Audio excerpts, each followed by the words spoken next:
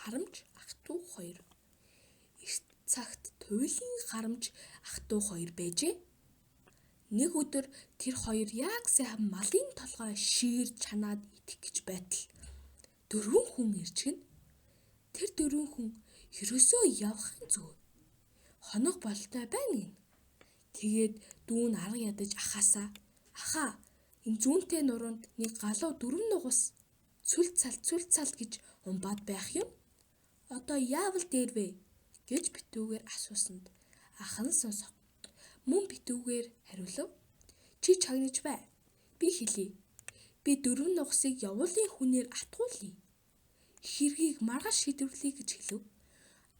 Ах トゥ хоёрын хэлэх үгсийг явуулын 4 хүн сонсоод энэ хоёр чинь биднийг шийдвэрлэх гэж байна гэж бодоод айхтаа цутааж явсан гин. Учир нь ахийнх нь хэлсэн үгний учир чихийг нь чийд. Би хэлхийг нийтий. 4 ширийг нь 4 явуулын хүнд атгуулъя. Толгойг нь маргааш идье гэсэн утгатай үг байсан гин.